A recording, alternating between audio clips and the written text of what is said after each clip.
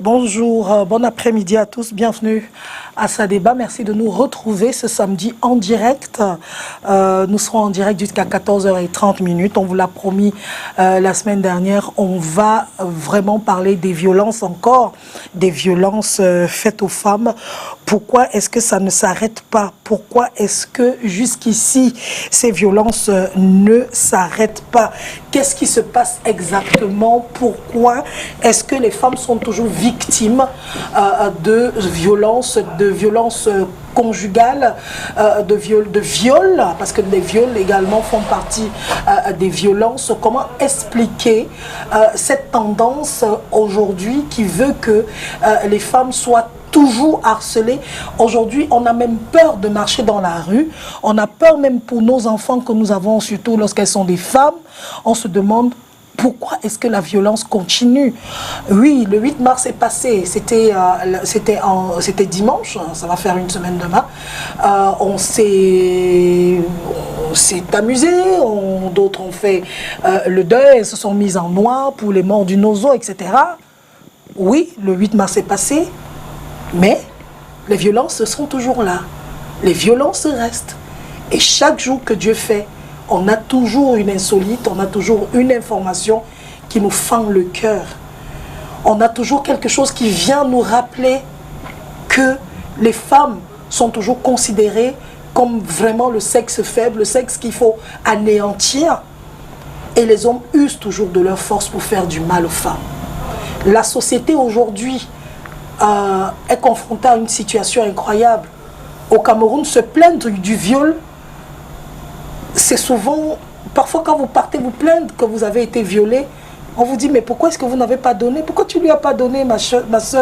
Est-ce que c'est le compteur? Est-ce qu'il y a le compteur là-bas? Est-ce que c'est le savon? Donne! Ça fait quoi?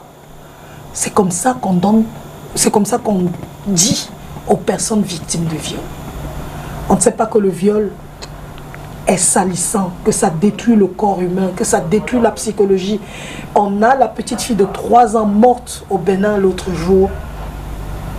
Il y a des vidéos qui circulent. On a détruit son appareil génital.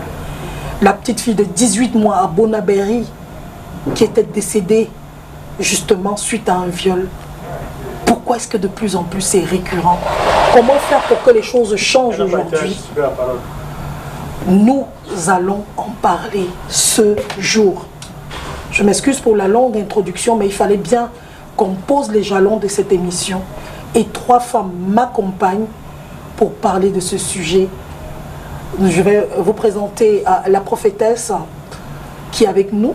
Prophétesse Mireille, bonjour, bienvenue. Bonjour, merci. Merci bien Solange, merci.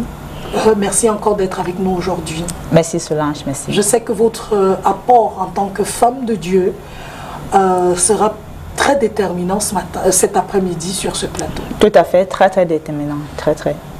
Sylvie Ekobé, bonjour. Bonjour à tous. Vous avez bien passé le 8 mars? Oui, toujours dans la continuité des combats, puisque tout ce qui est violence faite contre les femmes, viol et autres, c'est ce pourquoi est-ce qu'on se bat au quotidien.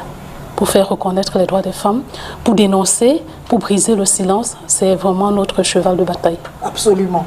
Cathy Tondé, bonjour. Bonjour Solange. Bonjour à tous les téléspectateurs. Voilà. Je pense que, si vous permettez, je voudrais remercier une famille parce qu'on parlait de viol. Les gens sont tellement pervers qu'on viole même les malades mentaux. Aïe! Aïe. Et moi, je venais de perdre une qu'on a enterrée hier. Elle a aussi été victime de quelques violences. Et bon, par le passé. Et j'ai une autre qui était souvent, sa mère la retrouvait souvent multiviolée, pleine de sang. Elle était malade mentale aussi. J'ai rencontré une à l'hôpital La Quintini hier. chaque fois que je la vois, elle a un nouveau bébé. Ça veut dire qu'il y a un pervers qui se cache derrière pour lui donner ses enfants. Il la viole parce que je ne pense pas qu'elle soit consentante. Je voudrais profiter pour remercier la famille de ma malade qui est partie hier pour la confiance et aussi la gratitude parce que les gens ne sont plus reconnaissants aujourd'hui. Et on parle de violences faites aux femmes. Il y a des femmes qui font du mal aux femmes. Il y en a aussi qui font du bien. Donc, ce que j'ai remarqué aussi dans cette famille, c'est une femme de cœur, Madame Lombat, qui est la femme du maire de Kondiok, qui a fait beaucoup de choses positives vis-à-vis de cette femme qui est partie, qui était très malade. Donc, je pense que nous pouvons éviter de bons exemples et que les hommes aujourd'hui sachent que tout le mal que nous faisons, on le paye ici sur terre.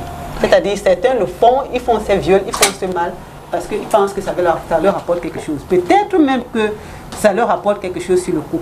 Mais après, est-ce que c'est important ce que ça leur apporte? Justement. Prophétesse, je commence par vous. Oui. Quel est votre regard aujourd'hui sur tout ce qui se passe dans la société? Ok, merci Solange. Beaucoup plus, je vais m'appuyer sur le viol. Et lorsque je parle du viol, et lorsque nous entrons dans la parole de Dieu, nous voyons que c'est une affaire que même dans la Bible, nous voyons un cas de viol dans 2 Samuel 13, où Tamar a été violé par son frère consanguin. Et qu'est-ce qui s'est passé? C'est-à-dire, son frère convoite sa sœur. Il est tombé amoureux même. Oui, il convoite la sœur. Oui. Et je ne peux même pas appeler ça comme un amour. Je ne peux même pas ça comme un amour. Parce que lorsqu'il attire sa sœur vers lui pour pouvoir entretenir ses relations sexuelles forcées, parce que sa sœur étant encore vierge, il fait semblant d'être malade. Et tout ça parce qu'il voudrait que sa sœur vienne vers lui pour pouvoir lui donner à manger. Maintenant, il profite de ça pour pouvoir violer sa sœur. Et chose curieuse, quand je dis qu'il n'y avait même pas l'amour, parce que après cela, il va la détester. Il déteste sa sœur. Donc, histoire de viol, c'est depuis même dans la Bible, nous voyons des cas de viol. Mais il y a quelque chose qui s'est passé après. C'est-à-dire, lorsque nous voyons les viols, la semaine passée, on a dit que on voit peut-être des cas de viol où quelqu'un, le père a violé sa fille et puis le frère vient pour pouvoir taper sur la mère. Mais vraiment, c'est ingrat. Et je prends encore le même cas où 2 ans après, la parole de Dieu nous dit que 2 ans après, le frère de Tamar, il a dit, il ne peut pas laisser ça.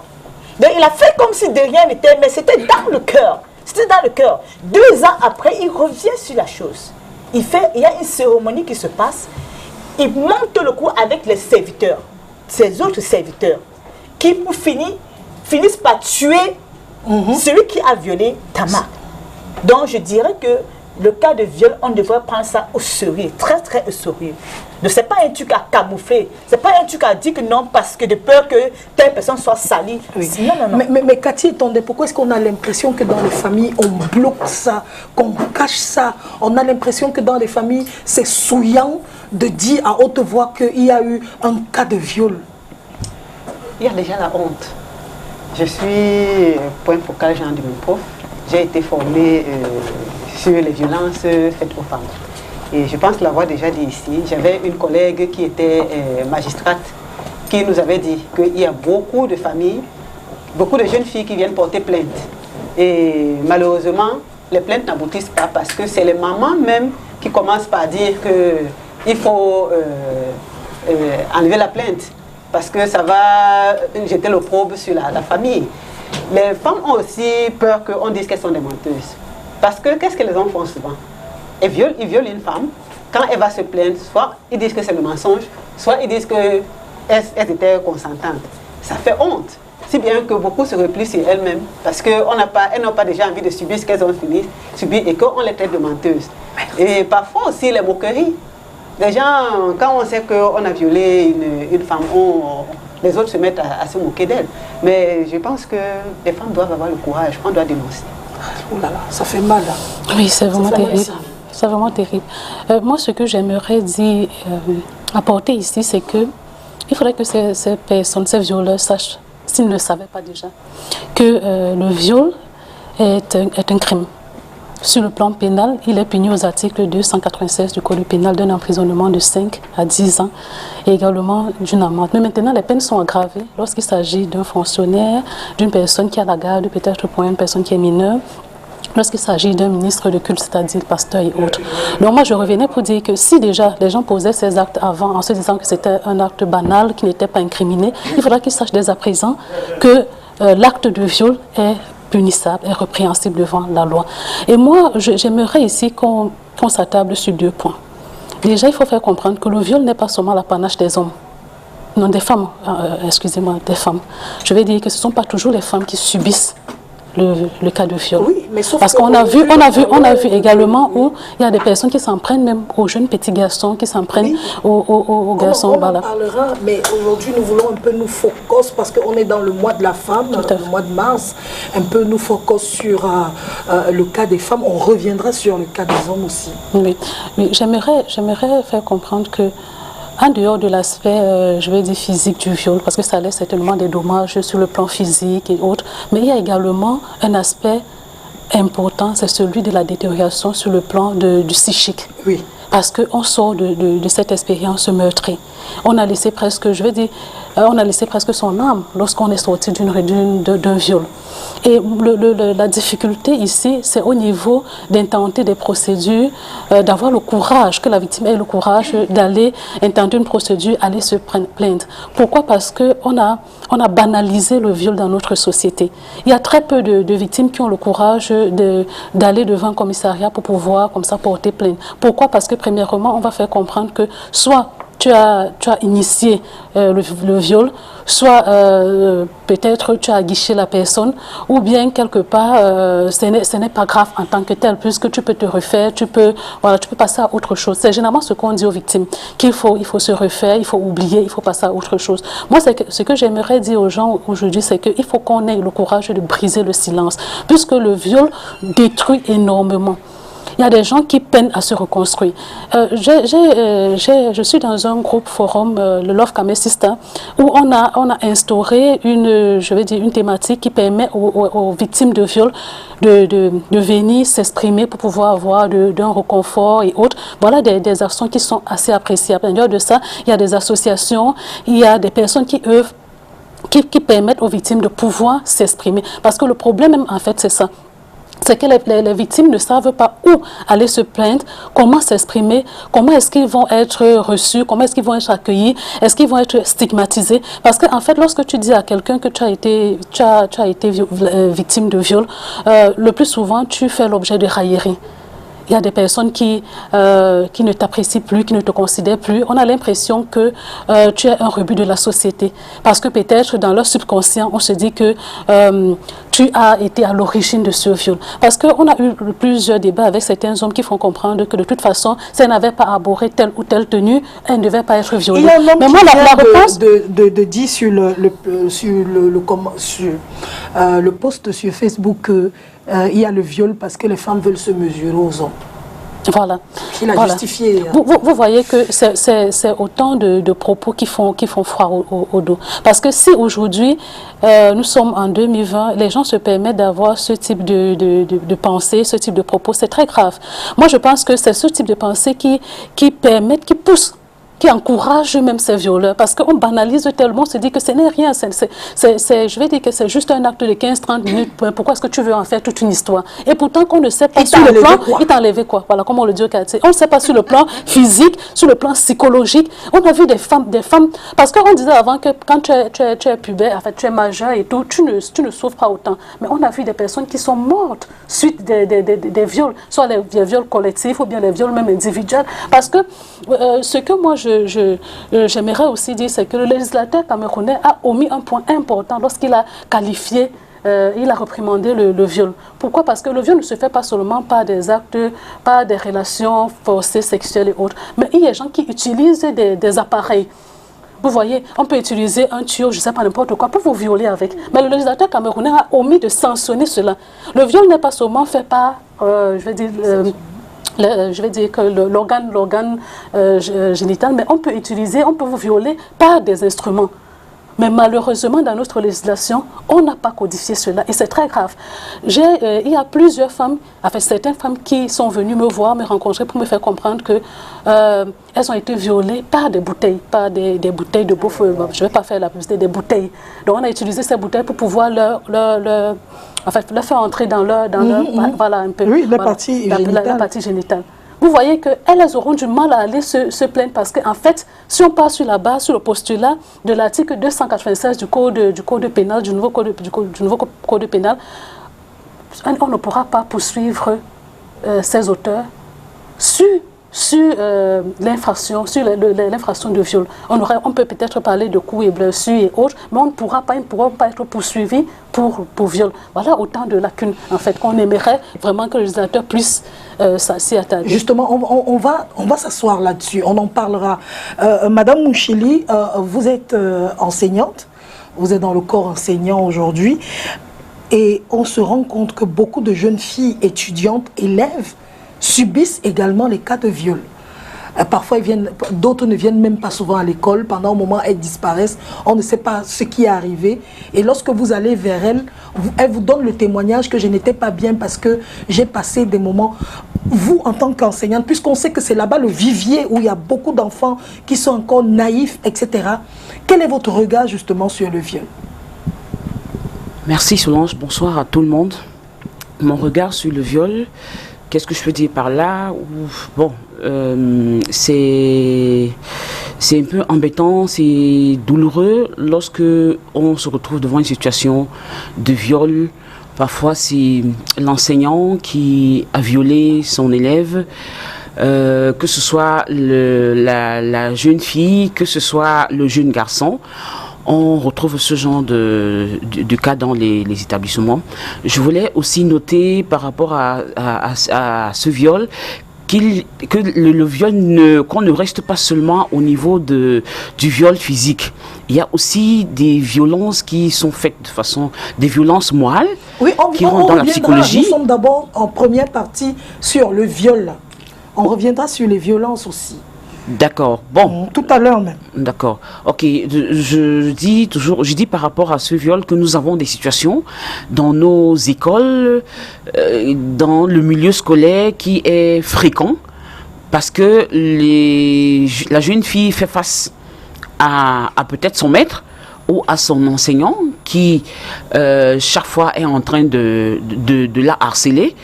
Et quand elle ne baisse pas les bras, elle va subir beaucoup au niveau de ses notes. Parce qu'il y aura une rancune, le professeur va dire, ou le maître elle sera regardée par le professeur ou l'enseignant comme une bête à abattre parce qu'elle a refusé d'aller avec l'enseignant. Bon, maintenant, quand on se réfère au niveau des situations où ces rapports se passent dans la violence, ça, maintenant, j'appelle un peu à l'état d'âme de tout un chacun. Toi, enseignant, ou toi, maître, qui fait cette pratique, comment est-ce que vous regardez cette fille lorsque vous avez commis cet acte? Comment est-ce que vous vous sentez lorsque vous avez commis cet acte?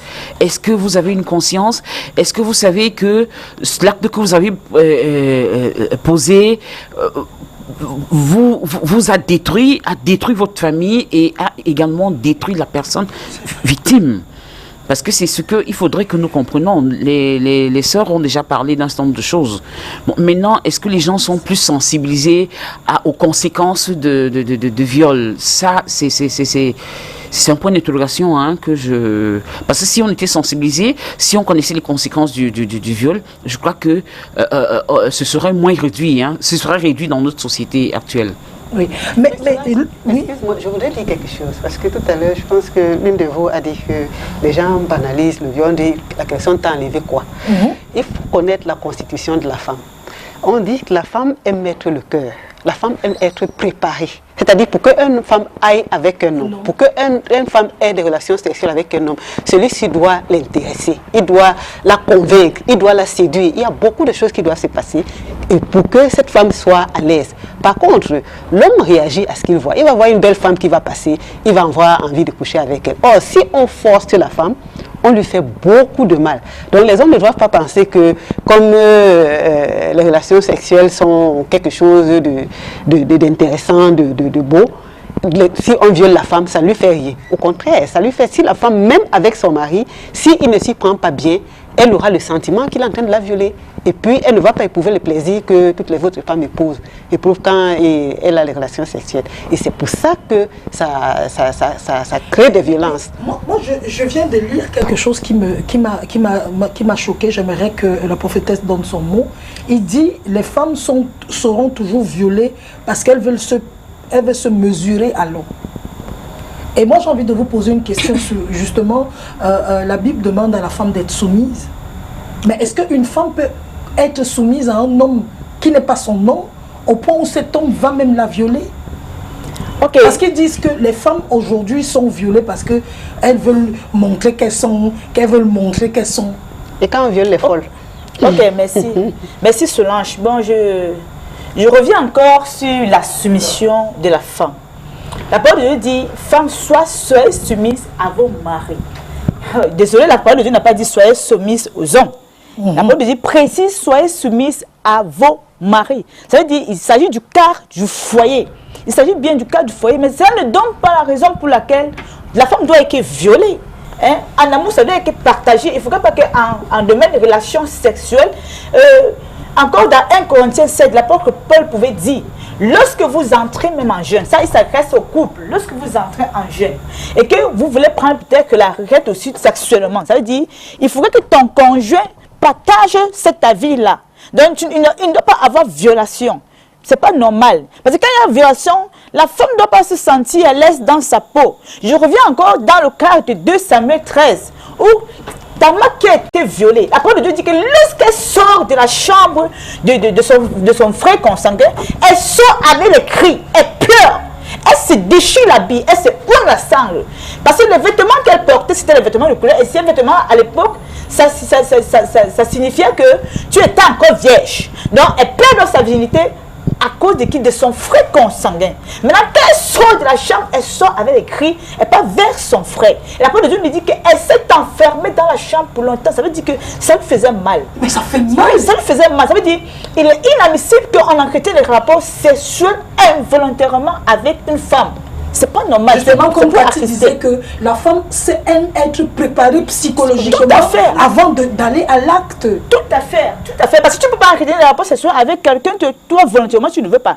Parce que même dans le foyer, quand tu vas entretenir des relations sexuelles avec ton mari, il faudrait que toi, tu sois d'accord. Il faut qu'il puisse avoir l'accord. Parce que s'il n'y a pas l'accord, ça veut dire que ça, c'est le viol. Oui, mais bien sûr. Ça, c'est le viol. Il y a une jeune dame, Cathy et Madame Munchili, justement, qui a écrit dans le groupe justement Love Kamen Sister, qu'elle n'était pas, enfin, elle était rentrée, elle était tellement fatiguée. Son mari voulait, elle dit, chérie, s'il te plaît, on fera ça demain. Laisse-moi dormir. Je suis fatiguée. Elle avait tellement bossé que même comme on dit souvent, elle ne comprenait pas son corps. Et c'est comme ça qu'elle est en plein sommeil. Le gars vient, il la retourne et il la gifle d'abord. En plein sommeil. Quand elle lui demande c'est quoi, le gars gifle encore. Et plus tard, il va la violer, son mari, en lui disant que tu n'as pas le droit de me refuser ton corps. Et j'ai vu des femmes dans le groupe défendre ça et accepter que oui, la Bible dit que ton corps ne t'appartient plus. Tu appartiens à l'homme. Prophétesse, avant que les autres ne prennent. Bon, c'est vrai, toujours dans 1 Corinthiens 7, la parole de Dieu dit, le corps de la femme appartient à son mari et celui de son mari à sa femme. Mais je dis encore, en domaine relations sexuelles, parce que même les organes génitaux, il faudrait que ça soit préparé. Il faudrait que ça soit préparé et ça soit aussi préparé psychologiquement. Il faudrait que la femme soit aussi préparée psychologiquement. Oui. Donc ça veut dire ça, si je suis fatiguée, j'ai travaillé comme une folle.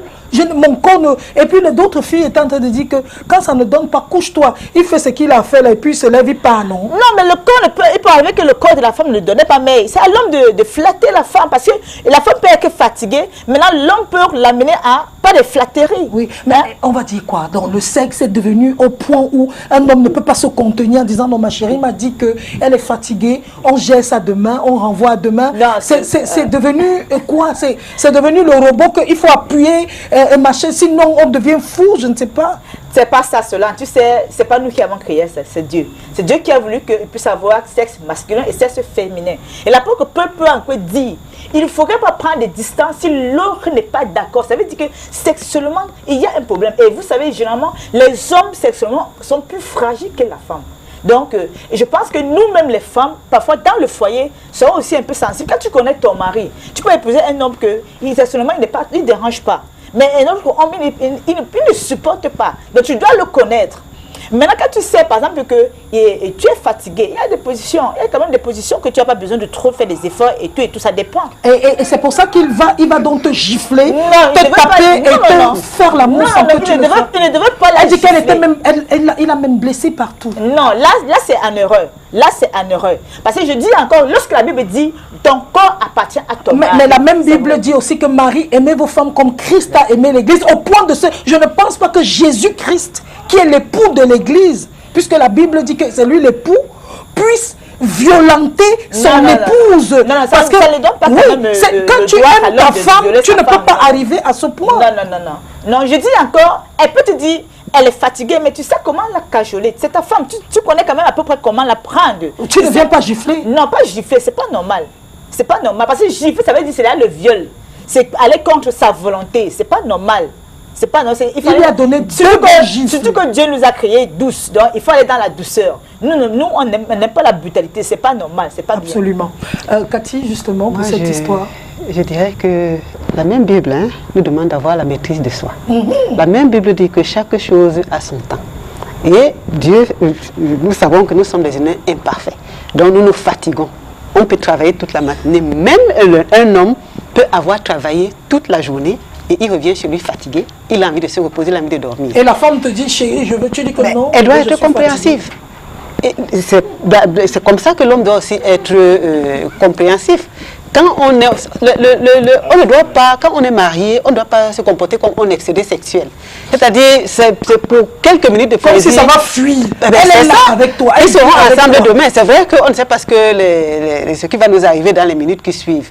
Mais nous devons être compréhensifs. Donc la manière dont quelqu'un fait, il se fâche, il se met en colère, comme s'il ne va pas être avec la même femme demain, ça veut dire qu'il y a quelque chose qui ne va pas. Il y a un manque de maîtrise. Nous devons avoir cette maîtrise. Que ce soit l'homme ou la femme, doit avoir cette maîtrise. On doit savoir que ce n'est pas tout le temps. Il y a des moments où on n'est même pas fatigué, mais qu'on n'a pas le cœur à faire les relations sexuelles. Il ne faut pas obliger son homme ou sa femme à le faire. Absolument. Parce qu'il y a beaucoup de choses que les couples font ensemble et qui les rend heureux. Donc, il n'est pas dit qu'on doit absolument avoir des relations sexuelles pour montrer qu'on est heureux dans son couple. Il faut mettre chaque chose à sa place et puis en son temps. Madame Mouchili, votre avis, ensuite on aura l'avis de Sylvie. Par rapport à cette situation, je crois peut-être que l'homme était dans un état peut-être de suspicion. Il croyait peut-être que sa femme... ils sont comme ça, hein. Il croyait peut-être que sa femme est allée ailleurs et elle revient dans un état de fatigue. Elle ne peut pas satisfaire son mari et lui, dans sa tête, il se dit, mais pourquoi est-ce que cette femme refuse? C'est sûr qu'elle était avec un autre que moi, je vais donc tout gâter. C'est là où il se lève, donc il réagit comme il réagit là. Il chiffre d'abord, il la tape. Oui. Violence d'abord physique. Ça dépend. Avant d'aller maintenant, ça ne dépend pas. Ça dépend de ce que, je vous en prie, ça dépend aussi de ce que la femme lui a dit. Elle lui a dit, chérie, je suis fatiguée. Oui, c'est son témoignage.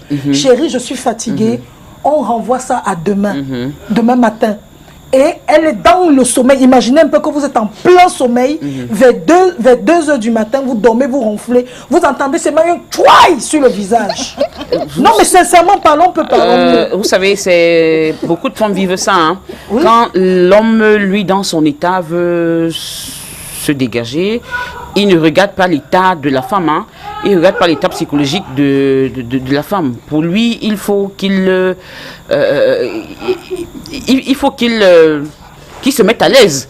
Quel que soit ton état, ce n'est pas son problème. Donc, cette violence, c'est pas conseillé parce que l'acte sexuel, c'est un acte qui se prépare. C'est un acte d'amour. Oui, je dis, c'est un acte qui se prépare. C'est un acte qui se prépare pour que vraiment vous arrivez à cette jouissance élevée, pour que chacun puisse être épanoui.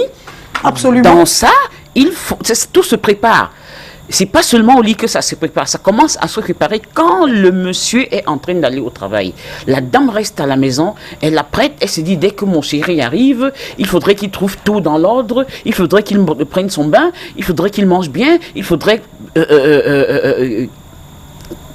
en allant, il faudrait qu'il mange bien, il faudrait que je l'entretienne, il faudrait maintenant que moi, la femme, la Bible dit, le lit conjugal est un lit immaculé, c'est toujours chaud. La femme doit préparer le lit, la femme doit préparer cet acte, et l'homme également. Donc ça doit être doux, ça doit être, c'est pas violent. Quand c'est violent, il n'y a plus cette sensation. On ne ressent plus ce qu'on voudrait ressentir, homme et femme, si vous voulez. Sylvie? Oui, moi je pense que c'est un acte assez grave en fait. C'est même déplorable à la limite. Parce que si effectivement vous dites que vous proclamez que vous aimez votre femme, vous ne pouvez pas faire mal à une partie de vous, parce que la femme est une partie de vous, c'est à moitié. Voilà. Moi je pense que c'est un homme foncièrement égoïste. Et c'est un homme violent même de nature, parce que si il n'était pas violent, je ne pense pas qu'il devait aller jusqu'à cette extrémité. J'aimerais dire que même dans le code civil, on demande au couple d'avoir des rapports, d'entretenir des rapports intimes sans violence, sans excès. Parce que si vous êtes marié et que vous subissez ce type de violence, ce type d'excès, même lorsque vous entretenez des rapports, vous pouvez solliciter le divorce. Voilà autant de choses. Moi, je pense qu'un homme qui aime sincèrement sa femme, il aurait pu amener sa femme autrement à peut-être attendre qu'elle se repose, ou bien même le lendemain. Moi, je pense qu'on a différemment des animaux, c'est qu'on a la possibilité de se contenir, on a la possibilité de réflexion, on a la possibilité de pouvoir cerner mieux les choses que les animaux. On n'agit pas à l'instinct comme les animaux, c'est-à-dire on se lève un matin, voilà, et on est compréhensif, surtout lorsqu'on a en face de soi quelqu'un qu'on aime. Quel est le plaisir? Pour moi, je me pose la question, quel est le plaisir qu'un homme peut éprouver, peut ressentir lorsqu'il violente une femme, lorsqu'il a des relations sexuelles avec une femme par la violence? Moi, je pense que c'est cette douceur, c'est ce moment d'échange entre un homme et une femme, ce moment doux, ce moment de câlin qui procure à l'un et à l'autre de la satisfaction. Moi, je pense qu'agresser quelqu'un pour pouvoir entretenir des rapports, pour pouvoir... Oui, moi, je pense qu'on ne retient absolument rien. On ne retient absolument rien. Voilà, c'est un ancien violent parce que, généralement, pour plusieurs hommes, le fait même de donner la satisfaction à sa femme, c'est ce qui leur procure même une satisfaction. C'est ça qui leur donne du plaisir. Parce que lorsqu'ils voient qu'ils ont procuré du plaisir à leur femme, ils sont heureux. Moi, je suis donc curieuse, je suis étonnée de voir un homme qui, parce que sa femme, pas qu'elle se refuse à lui, parce qu'il faut bien le dire, elle ne se refuse pas à lui, parce qu'il y a des cas aussi où il y a des femmes qui le font de façon récurrente. Mais c'est qu'elle rentre du boulot et elle est épuisée, elle est fatiguée. Ça veut dire qu'elle ne peut pas donner le meilleur d'elle-même.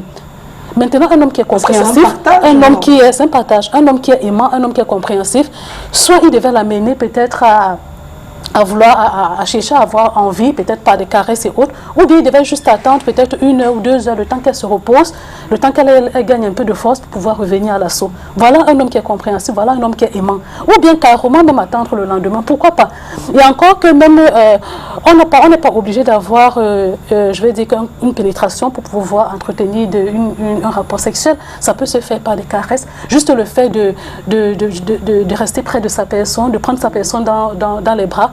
Moi, je trouve que c'est un moment, c'est mieux, enfin pas que c'est mieux, dans cette situation, ça devait être ce qu'il devait être fait. Oui.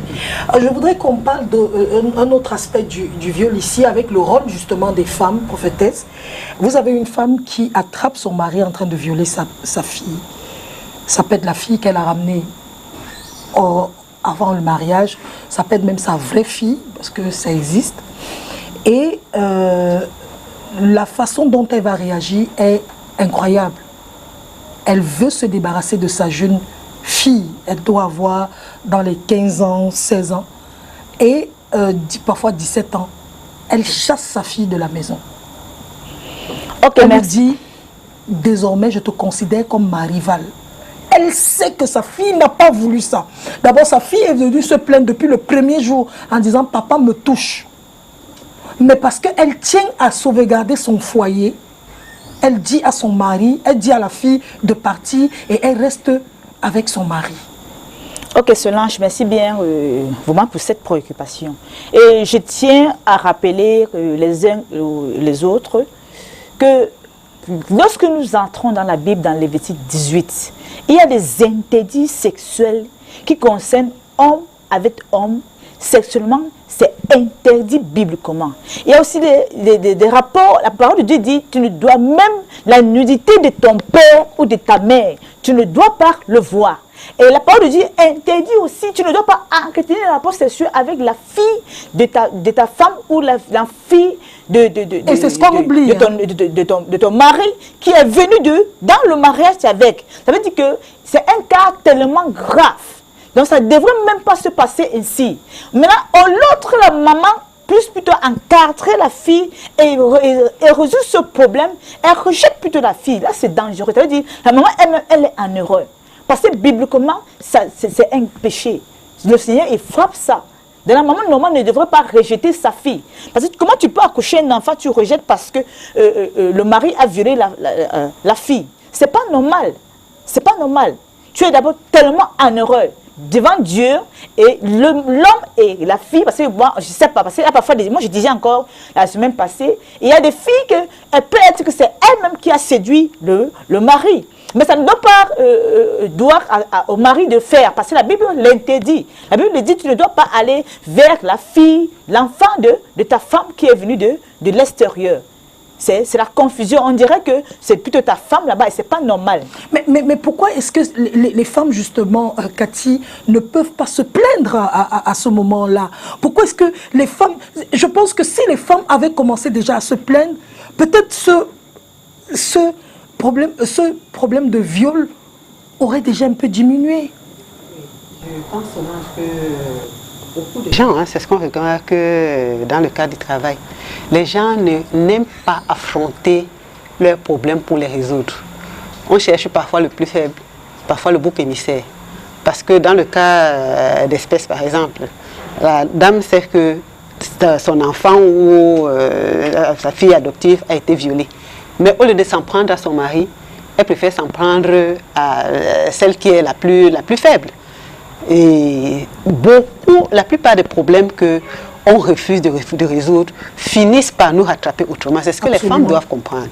Il y a un problème à tel endroit, parlons de ce problème et cherchons la solution à ce problème. Parce que si on ne cherche pas la solution à ce problème, on essaie de faire le pansement superficiellement, ça va ressurgir d'une autre manière. Donc, si les femmes ne se plaignent pas, si les femmes ne disent pas ouvertement à leur mari, nous ne sommes pas d'accord, parce qu'elle n'est pas la seule, hein. Beaucoup de femmes cachent. Parfois, quelqu'un va dire que je ne vais pas perdre mon mariage, peut-être que ça rapproche quelque chose à mon mari, peut-être je ne veux pas que ça se sache à l'extérieur parce que je vais avoir honte et tout. On ne dit pas qu'il faut venir à STV expliquer à tout le monde qu'on a été violé. Encore que si c'est nécessaire, quand la vie devient en danger, on est obligé de faire appel aux gens de l'extérieur. Mais parlons aux personnes concernées.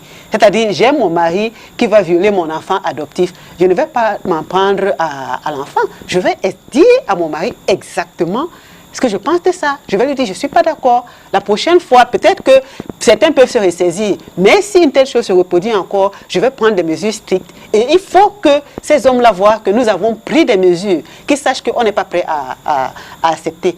Donc, quitte à ce qu'on perde son mariage, si on perd, ça sert à quoi de rester avec quelqu'un qui est pervers? Parce qu'on se rend compte qu'aujourd'hui sur la terre, hein, on tend un peu vers ce qu'on vivait à l'époque de Sodome et Gomorrhe. Parce que les gens sont pervers à tel point, la Bible nous explique hein, que les habitants de Sodome et Gomorrhe, même frappés de cécité, ils ont cherché en vain la maison de l'autre pour pouvoir violer les anges. Est-ce qu'on n'étend pas vers ça? Parce que le sexe est devenu quelque chose de banal. De tellement banal. Même les gens qui font des sketchs ou des chansons, ils parlent de ça comme c'était banal. Quelqu'un fait un sketch ou une chanson, je ne sais plus, où il dit que les bandits sont venus violer les femmes. Celles qui n'étaient pas violées étaient fâchées. Mais c'est absurde. C'est absurde. C'est comme si les femmes sont là, elles attendent qu'on les viole. Comme si on viole les unes, on ne viole pas les autres. Celles qui n'ont pas été violées sont fâchées. Et ça fait que le viol devienne quelque chose de petit à petit. On va finir par dire que c'est normal. Ça fait mal. Hein? Ah oui. Ça fait mal. On est en train de parler là. On est justement, Madame Mouchili, comment est-ce que vous réagirez, vous, en tant que femme? Solange, c'est un peu embêtant. Je voudrais que chacune de nous se mette dans cette position où, comme si c'était elle qui vivait la scène ou qui vivait la situation. C'est vrai, il faut en parler, il faut décrier. Bon, maintenant, lorsqu'on a parlé de ça, lorsqu'on a décrié, qu'est-ce qu'il faut faire? Quelles sont les mesures qu'on prend pour pouvoir atténuer la situation, parce que l'acte est déjà là. Qu'est-ce qu'on fait de la personne, de la victime? Qu'est-ce qu'on fait de celui qui a commis l'acte? La maman qui a subi ce genre de situation, ou de la femme de la maison qui a subi ce genre de situation, comment est-ce qu'elle doit se comporter? Comment est-ce qu'elle doit continuer? Est-ce qu'il faut chasser la fille de la maison? Parce que parfois c'est une situation embarrassante. Elle veut conserver peut-être son foyer, elle ne veut pas s'en prendre à son mari. Il faut, moi je dis, il faut trouver des mesures. Il faut trouver des mesures, il faut trouver des terrains d'entente. Et vous savez, il y a parfois les hommes ne veulent même pas entendre ça. Vous allez leur dire non, vous n'êtes pas d'accord, vous n'êtes pas ci, vous n'êtes pas ça. Lui, c'est pas son problème. Il suffit que vous ne soyez plus là et qu'il repose le même acte. Parce que c'est une situation, c'est criard, je vous assure. Les hommes, ils ne peuvent pas se contenir. Ils ont de la peine à se contenir. Vous l'avez attrapé la main dans le sac. Vous avez beau faire le tapage, vous avez beau lui dire non, je ne suis pas d'accord, je fais ceci, je fais ça. Et lorsque la situation s'arrange, une fois que vous n'êtes pas là, il va revenir à sa salle, à son salle. On se marie même avec qui, même finalement? Même si vous vous mariez avec qui, Solange? Non, c'est pas ça. Moi, je dis, on a l'impression que les hommes avec lesquels les femmes se marient aujourd'hui ne sont même pas leurs hommes. Comment est-ce qu'un homme peut prendre plaisir? Il y a une qui nous écrit justement, elle dit coucou les dames, il y a des pères ici qui violent leurs filles au point d'en faire des enfants. Franchement, je pense qu'il faut dénoncer et même envoyer ces violeurs en prison. Oui, combien coupaient dans les prisons à cause de cette histoire? Qu'est-ce que ça change? Qu'est-ce que ça change? On vit toujours les mêmes situations. Oui. J'ai eu une histoire où l'homme a violé sa propre fille, l'a enceintée. Oui, et qu'est-ce que la dame a fait? Elle a dit non. Moi, je m'en vais, je ne peux pas rester dans cette situation. Bon, elle a pris cette décision parce qu'elle était dans la présence de Dieu. Elle savait ce que c'était. Elle a dit non, moi, je ne peux pas. Reste avec ta fille. Et l'homme est resté avec sa fille. Il a pris sa fille comme son épouse. Oui. Et sa femme, elle a reculé. Je vous assure, il y a des situations terribles, je vous assure. Il y a des situations...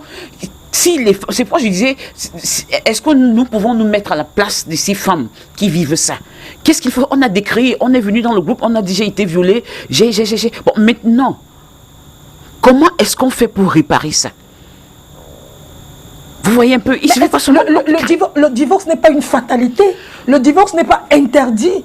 Si j'ai un mari qui est comme ça, je comprends que c'est un monsieur méchant. Je ne peux pas continuer à vivre avec un homme qui est mauvais. Mais bien sûr, vous prenez vos bagages et vous en allez. Oui.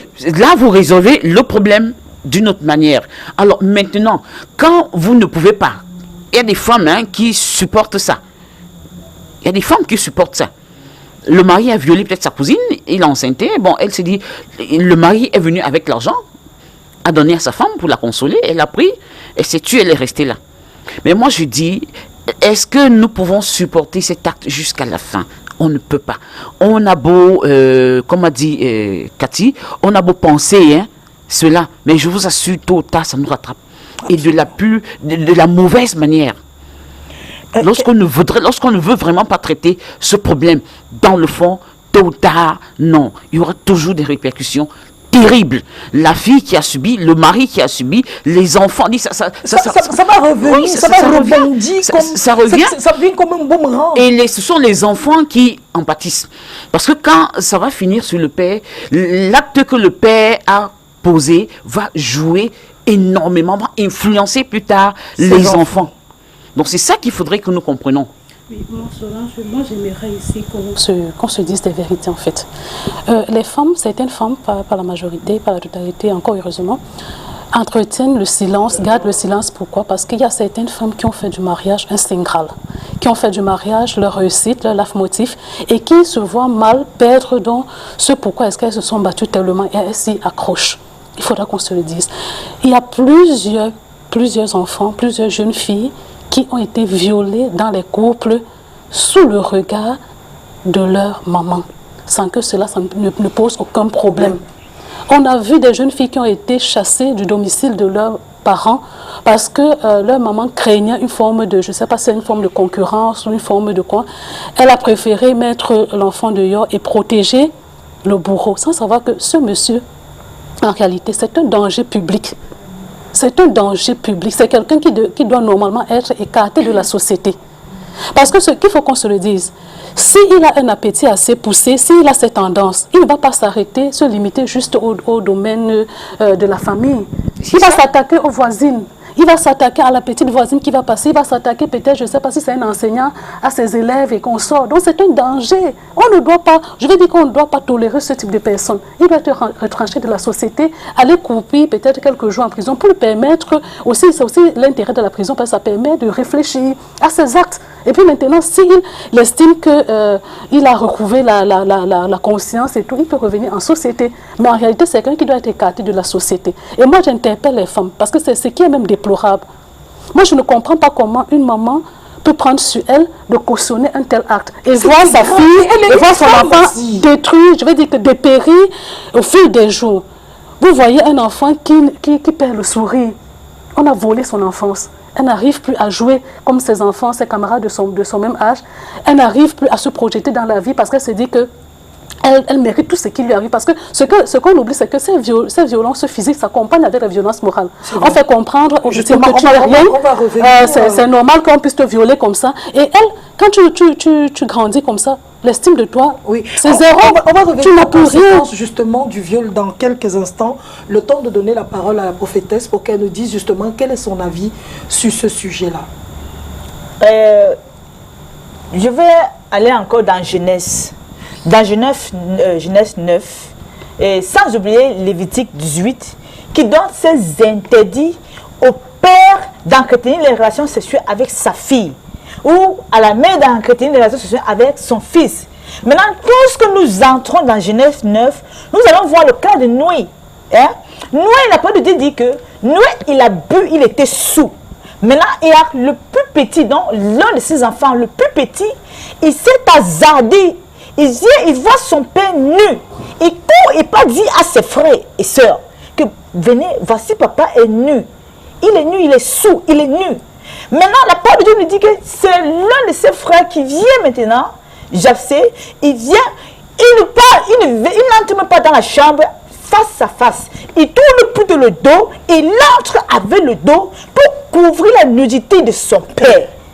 Et la parole de Dieu nous dit que lorsque son père se lève, il se rend compte que son fils, je dis bien son fils, le plus petit, pas qu'il était grand, le plus petit, a vu sa nudité. Il s'est étonné, il dit merde. Ok, comme c'est comme ça, il a fait une parole de malédiction dans la vie de cet enfant, qui était son enfant, lui disant, tu vas servir ton frère, Japsé qui est venu me couvrir. Toi, tu sais, son esclave. Donc, il est inadmissible qu'aujourd'hui, les gens reçoivent les cas de viol dans les maisons et croisent les mains totalement sans rien dire, sans rien faire. Au point où la femme s'hasarde même de chasser l'enfant. C'est pas normal. Ou bien de chasser l'enfant dans le sens d'encourager le père. C'est pas normal. On devrait s'élever très haut et fort pour ça. Oui. Je vous pose la question, Sylvie, avant de rentrer justement dans les... Il y a tellement de messages, je les lirai. avant de rentrer à la deuxième partie, est-ce que vous avez déjà rencontré des femmes qui viennent vous voir, vous qui êtes dans la justice, vous demandant, vous venant se plaindre du mari qui a violé la fille et qui veulent que les choses se fassent? Oui. J'ai rencontré un cas récemment, on a traité ce cas avec, parce qu'il y a un collectif qu'on a mis sur pied, avec Clarence Yongo et puis Maître Minou, d'autres avocats, avec lesquels on a traité ce cas en fait. C'était une jeune femme qui venait juste de se marier, et puis elle ne savait pas que l'enfant, la jeune fille qu'elle avait ramenée dans le foyer, chaque soir, son mari se glissait dans la chambre de cet enfant pour pouvoir abuser de cet enfant. Le jour qu'elle a eu connaissance de cela, et quand elle a essayé de discuter avec ce dernier, bon, elle a reçu des menaces parce que c'était un homme qui avait un certain pouvoir, une certaine assise financière, et puis il a menacé, et puis elle cherchait donc des solutions parce que bien après, elle a pris ses bagages et puis elle a quitté du domicile conjugal. Donc, elle voulait être protégée, savoir quelles sont les sanctions qu'elle pouvait encourir parce qu'en fait, elle avait abandonné son domicile conjugal. Donc, il était donc question de l'orienter, de s'occuper d'elle sur le plan juridique et tout. C'est ce qui a été fait. Donc, voilà, moi, ce sont des actions à encourager parce que c'est une femme qui a eu assez de courage, qui a laissé de côté le regard de la société parce que c'est aussi ça le problème. Qu'est-ce que la société va dire parce que j'ai laissé mon mari? Est-ce qu'on va dire que je suis une femme qui ne supporte pas le mariage? Parce que c'est ça qu'on dit aux femmes, il faut supporter le mariage. Conjoint et mari, il faut supporter l'homme et tout, mais elle a laissé tout ça de côté et puis elle a sauvé la vie de son enfant parce qu'il s'agit aussi de cela, de sauver l'avenir, de sauver la vie de cet enfant-là. Parce qu'il est inadmissible qu'on cautionne un violeur, quelqu'un qui prend sur lui de détruire la vie de quelqu'un. Moi, je pense que ce genre de personne connaît les conséquences de ses actes, il connaît les tenants et les aboutissants et il doit faire face à la justice. C'est tout. Il n'y a pas de demi-mesure parce que, comme je disais tout à l'heure, c'est que s'il le fait pour votre propre enfant, moi, je pense qu'il va le faire pour d'autres personnes. Et moi, ce que j'ai souvent vu, c'est que certaines femmes, lorsque son mari abuse peut-être des nièces, des cousines et autres, on se dit que non, c'est juste des nièces, c'est juste des cousines. On fait partie celle-là, sans savoir qu'on est dans le foyer, on va faire des enfants. Oui. Maintenant, quel sera le sort des enfants qu'on va faire? Et généralement, ces derniers ne s'arrêtent pas là, puisqu'ils ont pris goût. Ils continuent dans leur besoin sans être inquiétés, sans être punis. Ils se disent que, voilà, parce que la femme n'a rien dit, elle a cautionné. Ils se disent donc que même aux enfants qui vont naître là, ils peuvent le faire. Et ils continuent leurs besoins, ils le font même dans le foyer. Prophétesse, avant d'aller à la deuxième partie de cette émission, on va parler des conséquences psychologiques. Cathy, vous aurez la parole puisque c'est vous qui travaillez un peu plus avec ça. La question que je voudrais poser, est-ce que les hommes qui violent sont possédés? Est-ce que c'est un démon? Ouais, Solange, on ne peut pas quand même mettre la possession de côté. Bon, il y a des personnes que sexuellement, c'est parce qu'ils ils ont ce problème-là psychologiquement. Mais d'autres personnes, c'est un problème justement de possession. Parce que le diable, lorsqu'il vient pour détruire, par exemple, dans une famille ou dans un foyer, il peut exciter soit la femme, soit l'homme à aller faire ce qui n'est pas normal. Par exemple, ce que la Bible dit, on n'a pas fait ceci, on n'a pas fait cela. Le diable plutôt te pousse à faire ça. Donc, il veut que cela lui plaise, mais il sait que ça ne plaît pas à la lumière. Il sait que ça ne plaît pas à Dieu. Il te pousse à faire cela. Donc, on ne peut pas exclure le fait que même aussi, il peut y avoir aussi des problèmes qui sont hantés, des personnes qui sont hantées et qui le font involontairement. Et parce qu'il y a aussi des cas de secte. Il y a des personnes qui sont juste en train de respecter les conditions qui leur ont été données dans les sectes. Donc n'oublions pas aussi ça.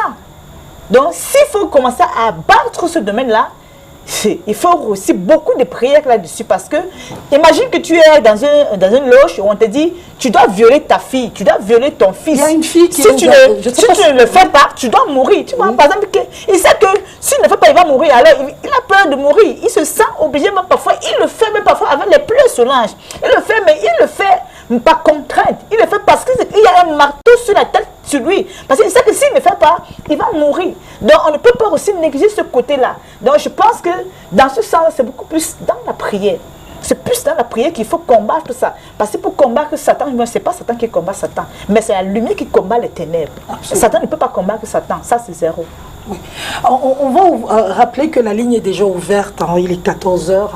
Je sais qu'il y a beaucoup de gens qui veulent, il y a tellement de messages, ne fait que lier des messages, ça ne fait qu'arriver. On sent que le sujet est vraiment important, que le sujet est brûlant. D'ailleurs, il y en a qui nous disent merci de libérer la parole, il faudrait en parler. Parlez, ne vous arrêtez pas. C'est en parlant que les choses changeront. C'est en parlant que peut-être les gens prendront conscience de ce qui nous arrive. Cathy, c'est quoi les conséquences?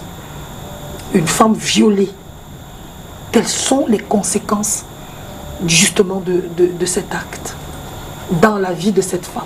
Il y en a tellement. Je voudrais que les hommes, puisqu'on parle des femmes qui sont violées, que les gens comprennent que les conséquences sont nombreuses. Beaucoup de femmes sont détruites mentalement. Que ce soit celles qui sont violées, celles qui protègent les maris, celles qui ont des enfants ou des cousines et autres qui ont été violées. Parfois, on pense que ça ne fait rien, c'est pas grave, bon, c'est passé. Mais on ne sait pas ce que ça allait faire dans la tête de quelqu'un. C'est enfoui quelque part. Beaucoup de femmes sont victimes de dépression. Beaucoup. C'est pour ça que les spécialistes de la santé mentale disent aujourd'hui que 80% de la population vit avec un problème de santé mentale. Il y a de tout là-dedans. Les gens ont accumulé beaucoup de choses. Les femmes se sentent humiliées, inutiles. Quand elles ont été violées, ça veut dire qu'un homme les a pris comme un objet, on leur a dit couche-toi là, et puis elles ont abusé d'elles. Ça veut dire si je valais quelque chose, l'homme ne m'aurait pas pris comme ça. Les femmes aiment qu'on leur montre qu'elles sont les plus belles, les plus jolies, les plus attirantes, les plus ci, les plus ça. Les petits mots gentils, c'est ça qui les valorise. Or, quand on sent qu'on est plus valorisé, qu'on nous a utilisé comme un objet, ça nous bloque. Et puis, ça bloque aussi notre entourage. Parfois, c'est même dans le cadre du travail, on va voir celles qui sont aigries, qui ont du potentiel, mais qui ne font rien parce qu'elles ont été violées et elles ne peuvent pas en parler. Finalement, elles vont en vouloir à tout le monde. Il y a des femmes qui deviennent très agressives, des femmes qui refusent de se marier, des femmes qui se marient, qui ne font pas des enfants parce qu'elles sont bloquées quelque part. Ouais. On essaie de faire... Qui m'a écrit, elle m'a dit, je n'arrive même pas à élever mon enfant pour faire... Voilà autant de conséquences. Elle dit qu'elle a une petite fille, mais elle n'arrive même pas souvent. Donc quand elle prend l'enfant dans ses bras comme ça, parce qu'elle a été violée toute son enfance. Oui. Elle dit qu'elle regarde l'homme comme... Donc, quand elle voit l'homme, elle a l'impression qu'elle veut tuer l'homme. Il lui renvoie des souvenirs. Oui, qui lui renvoie des souvenirs. Elle dit qu'elle a même un petit ami dans sa vie. Ils sont ensemble depuis 4 ans. Le type ne l'a jamais touché. Là, elle a besoin aussi de prière. Elle allait voir le psy, justement, comme elle est en Europe. Et le psy lui a dit, pour que tu te libères de ça, il faudrait que tu dénonces. Il faudrait que tu rencontres tes bourreaux. Il faudrait que tu les regardes droit dans les yeux et que tu arrives à leur pardonner aussi. Et je voudrais aussi... Donc vous dites qu'elle a aussi besoin de prières. Oui, elle a aussi besoin de prières parce qu'il faudrait aussi qu'on parle de la parole de Dieu. Parce que quand tu as Christ en toi, cela te pousse aussi à avoir un cœur ouvert, un cœur de pardon, un cœur de tolérance. Aussi, le temps que tu as une relation soudée avec Jésus, tu apprends à simplifier les choses et à prendre tout un chacun comme toi. Donc, ça veut dire, la prière aussi aura un effet dans sa vie. Oui, absolument. Oui, Cathy, tu es encore en train de parler. Oui, je voudrais aussi dire que, comme le psy lui a dit, parfois aussi, ça peut être que le violet est mort. On ne peut pas le rencontrer. Le violet, elle a toujours. Même le violeur, c'est sa famille. Oui, bon, dans son cas, il y a le violeur.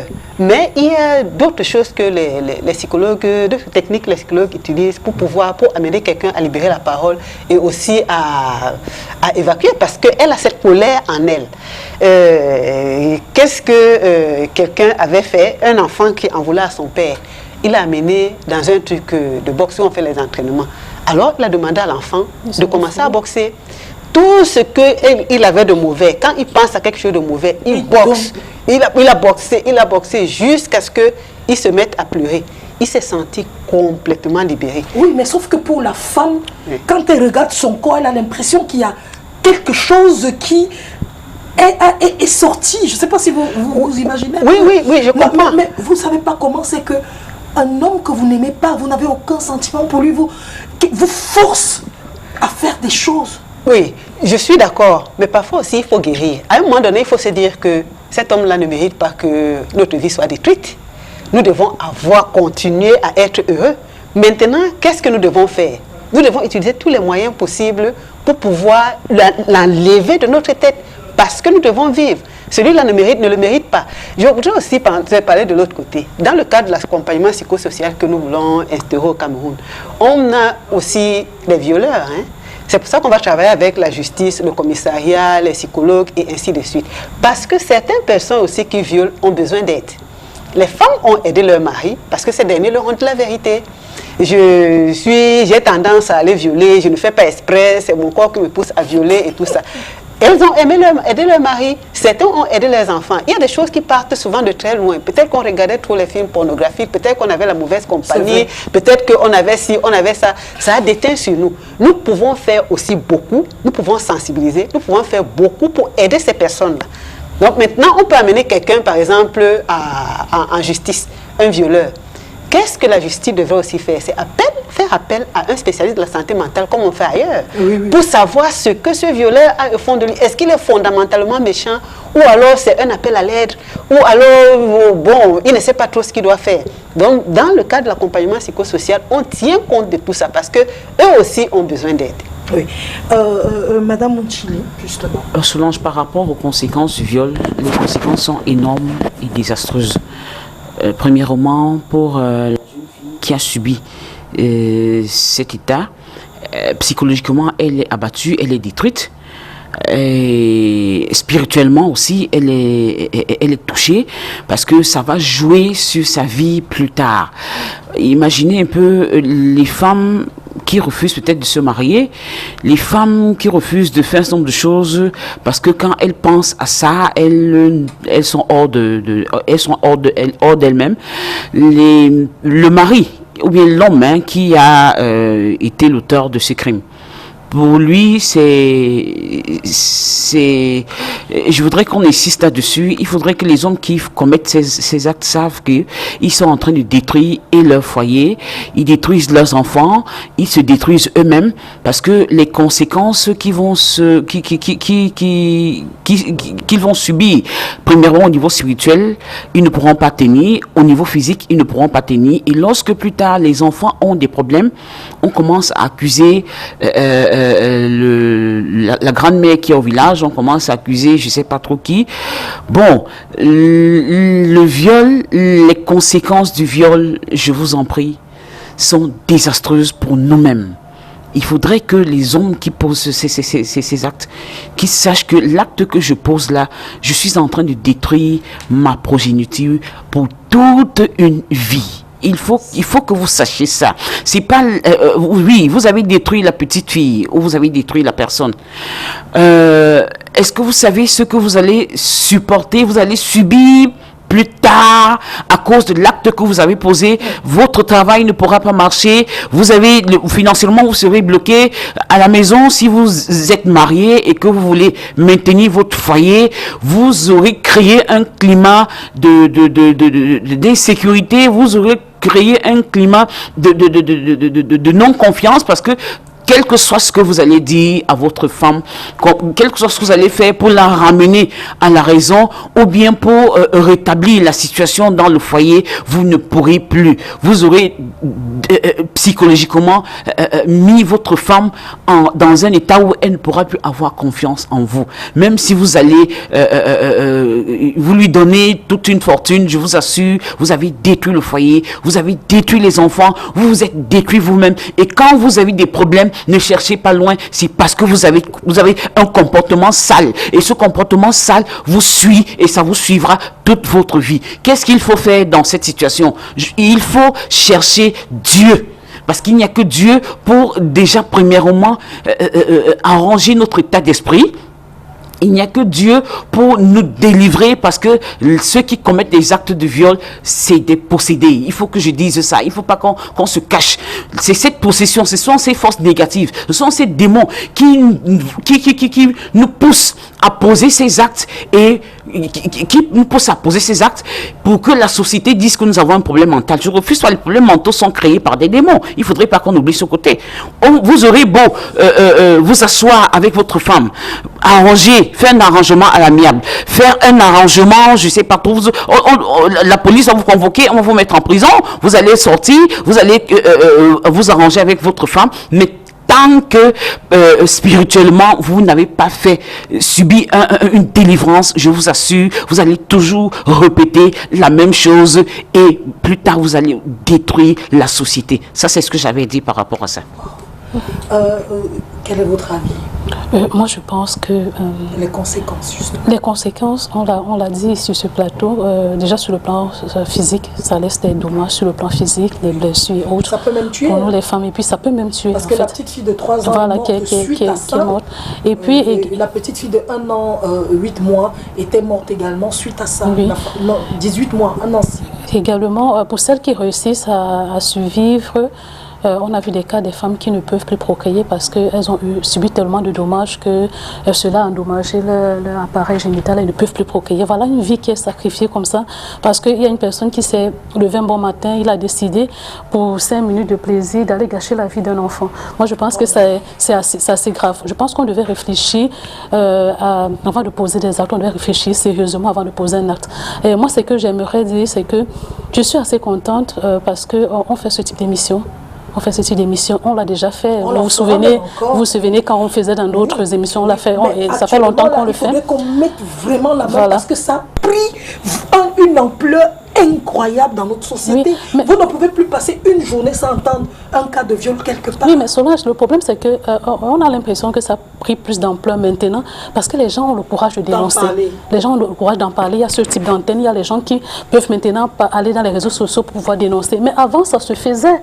C'est que les gens ne voyaient pas l'intérêt, n'avaient pas la force ou bien le courage d'aller dénoncer. Maintenant, on a l'impression que c'est devenu récurrent parce qu'on entend ça dans la radio, la télévision et partout, parce que les gens ont le courage d'en parler, parce qu'il y a des gens, il y a les pionniers qui ont bousculé les lignes, qui ont brisé le silence, qui ont fait comprendre aux gens que c'est un acte odieux, c'est un acte abominable et qu'il ne faut pas rester chez soi avec. Il faut dénoncer ces personnes, il faut pouvoir en parler. Il faudrait que ces personnes soient retranchées de la société. Il faudrait quelque part de protéger la victime. Moi, ce que j'aimerais interpeller les femmes, c'est quoi? C'est que le plus souvent, on accuse les femmes. Il y a certaines femmes qui ne sont même pas au courant que leurs filles ou leurs enfants ont subi ce type de viol au sein du foyer. Pourquoi? Parce que ce sont des femmes souvent qui n'ont pas le temps de prendre soin de leurs enfants, de regarder ce qui se passe à la maison. Moi, j'interpelle les femmes en se disant que lorsque vous avez votre enfant, surtout un petit enfant, prenez le temps de le laver soi-même. Ça veut dire que vous allez à ce moment toucher, tâter partout pour savoir s'il y a un problème. Et puis, initier un dialogue avec votre enfant. Parce que si votre enfant, vous avez l'habitude d'échanger avec votre enfant, moi je pense que si elle a subi des attouchements, quoi que ce soit, elle viendra vous dire. Et puis dites aux enfants, surtout aux petites filles, aux petits garçons, que si on ne doit pas vous toucher à X place, on ne doit pas vous toucher à Y place. Ce qui fait que si on vous dit telle personne ou Y vous touche, venez me dire. Moi je pense qu'il faut initier un dialogue et il faut surveiller les enfants. Regarder le comportement des enfants. Lorsqu'on a un enfant, on connaît le caractère de notre fils, on sait qu'il est joyeux, c'est quelqu'un d'expressif et tout. Mais si on a l'impression que l'enfant commence à être timoré, commence à être timide, commence même à se sentir très mal à l'aise lorsqu'il y a la présence d'une personne, une tierce personne à la maison, ça veut dire qu'il y a un souci, c'est une alerte, c'est une interpellation. Vous devez commencer à réfléchir à propos, commencer à mettre l'œil, commencer à je vais dire, faire des recherches, faire des suspicions pour se dire que l'enfant n'est plus à l'aise. Le plus souvent, le bourreau même, c'est quelqu'un d'insoupçonné, c'est le tonton gentil, c'est le tonton qui va en balade avec les enfants, c'est le tonton qui vient toujours avec les cadeaux. Il faut faire attention. Je vous ai raconté en inbox tout à l'heure, quand on démarrait l'émission, de ce jeune gars qui a été violé en France, un joueur de rugby qui a écrit un livre justement. Il dit qu'il était violé par quelqu'un d'ami, l'ami de la famille.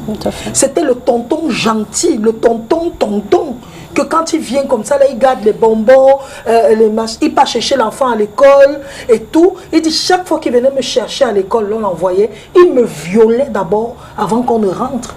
Et quand on rentre, il lui dit, si tu parles, je vais aller dire à ton entraîneur, parce qu'il joue au rugby, que tu es pédé, que tu es gay. Et comme à l'époque, le sport interdisait violemment les personnes homosexuelles, l'enfant était obligé de se taire jusqu'à l'âge de 18 ans, où il a pu libérer et dire la vérité. C'était le tonton insoupçonné. Celui qui vient dans la famille, qui regarde la petite fille et qui dit, tu as grandi, hein? Hey, maman, tu as bien les petits seins. On a les tontons comme ça. C'est une alerte. C'est ma femme. Parfois, c'est même des personnes que vous hébergez chez vous. Hein. Oui. Ouais. L'autre jour, j'ai ma fille qui est partie à la boutique acheter quelque chose. Elle a 10 ans.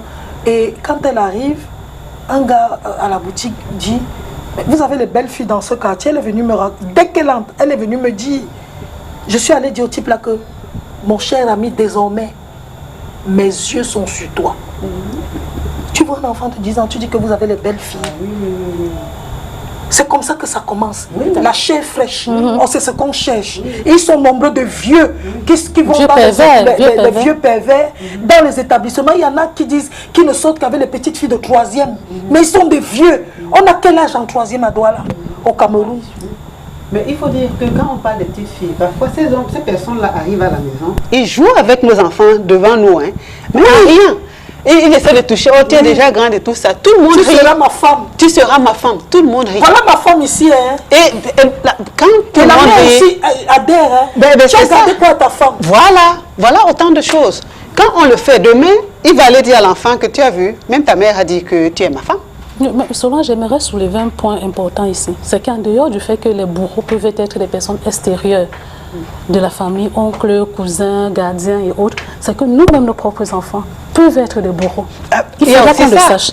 On peut aider des enfants qui ont des tendances bizarres. Il faudra qu'on... Un frère qui viole sa soeur, un cousin qui viole sa soeur, ça commence souvent par le truc de papa, maman et autres. Voilà. On joue à papa et à maman. Il faudrait donc qu'on ait aussi le même courage qu'on a de dénoncer une tierce personne, qu'on ait le même courage pour pouvoir soit dénoncer et réprimander notre enfant. Parce que le violeur, le bourreau n'est pas toujours une autre personne. Une tierce personne, ça peut être notre enfant, ça peut être, je ne sais pas, notre frère et autres. Ça peut être quelqu'un que nous estimons, que nous aimons beaucoup. Est-ce qu'on aura donc le courage de pouvoir maintenant dénoncer cette personne? Moi, je pense qu'on doit se mettre du côté de la victime en se disant que si celui-ci, il a pu poser cet acte, ça veut dire qu'il a pris en considération les tenants et les aboutissants. Ça veut dire qu'il doit faire face à ses responsabilités. Excuse-moi Solange, je voudrais dire que, je disais tout à l'heure qu'il faut sensibiliser. La sensibilisation commence aussi par là. C'est bien, c'est que parfois on se dit quand il y a quelque chose, on accuse les démons et autres. Ces démons sont là parce que la Bible même nous explique que les démons harcèlent les humains et ils sont particulièrement attachés au sexe. Maintenant, il y a des choses, étant nous les humains imparfaits, on peut se laisser séduire par certaines choses. On a des défauts qu'on n'essaye pas de travailler. Par exemple, si on s'amuse à regarder tout ce qui est pornographique, on essaye de l'essayer sur la camarade de classe, on lit, on a des journaux pornographiques, on a des conversations avec des personnes bizarres, tout ce qui est bizarre nous attire. Si on ne fait rien, si nous ne sensibilisons pas, si nous n'amenons pas nos proches à connaître les conséquences de toutes ces mauvaises choses-là, ça va devenir autre chose. Ça, ce ne sera pas la faute de quelqu'un d'autre, ce sera de notre faute. Donc, nous devons faire des efforts pour sensibiliser les gens autour de nous, surtout nos enfants, qu'on leur apprenne ces petites choses, pour qu'eux-mêmes ne deviennent pas des bourreaux demain. C'est vrai. Ouais. Je voudrais terminer, on va terminer cette émission, je ne sais pas, la ligne est déjà ouverte. Prophétesse, est-ce qu'on va dire que quand on est bourré, on est violeur un jour, on sera violeur toujours? Bon, en fait, comme nous nous sommes manqués de dire tout à l'heure là, si lui, il a violé telle ou telle autre personne et qu'il n'a pas été dénoncé, automatiquement, il sera tenté à vouloir le faire. Et surtout, s'il est donc sous la pression d'un esprit démoniaque, cet esprit ou comment on dit souvent, quand vous avez signé des pactes. Oui, avec des pactes, il est dans les loges, par exemple. S'il est dans les loges, par exemple, il sera toujours tenté à le faire. Parce que aussi longtemps qu'il le fait, il sait qu'on ne le voit pas, on ne le sait pas. On ne sait pas qu'il a envie de faire telle chose. Mais il va se cacher toujours dans son trou et il va continuer à faire des ordres là. Aussi longtemps que lui, il n'est pas dénoncé. Et il sera toujours poussé à le faire. Mais si c'est un esprit qui est en lui, s'il n'est pas délivré, goutte que goutte, il sera tenté toujours à le faire, même s'il est dénoncé. même s'il est dénoncé, il va toujours le faire. Oui, parce que la plupart des violeurs, même en Europe, sont des récidivistes. Vous allez entendre qu'il avait déjà violé, on l'avait déjà condamné, il est sorti et il a encore refait. C'est pourquoi tu parles de possession démoniaque. S'il n'est pas délivré, il va toujours poser le même acte. Oui, quelle que soit la dénonciation qu'on va faire, quel que soit le nombre de prisons qu'il va faire. Il y a des personnes qui ont proposé que lorsqu'on a vu un homme, par exemple, violer une enfant et tout, il faut le castrer ou bien il faut faire en sorte que le membre là ne marche plus. Dans d'autres pays, il paraît que c'est comme ça qu'ils font pour que...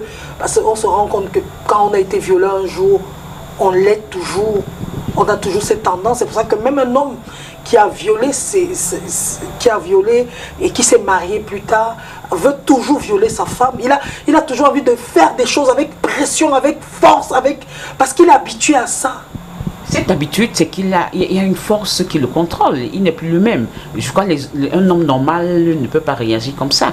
Si vous réagissez, d'une manière contraire à ce que la société voudrait que vous fassiez, ça veut dire qu'il y a quelque chose qui ne va pas. Vous êtes téléguidé, vous êtes sous l'emprise d'une force. Alors, qu'est-ce qu'il faut faire dans ce cas-là? Moi, j'ai dit la prière, la prière, la prière, la prière. Il n'y a que ça pour nous aider à sortir de cette situation. Il faut dénoncer, je suis d'accord. Il faut sanctionner, je suis d'accord. On va sanctionner. On a quelqu'un au bout de la ligne. Allô, bonjour. Allô? Oui, bonjour. Oui, vous vous appelez comment? Vous nous appelez d'où? Oui, j'appelle depuis Ngaoudal, dans la région de la Damawa. Allô? Oui, allô? On n'a pas de retour d'antenne, hein, malheureusement. On ne l'entend pas ici, on l'entend très loin.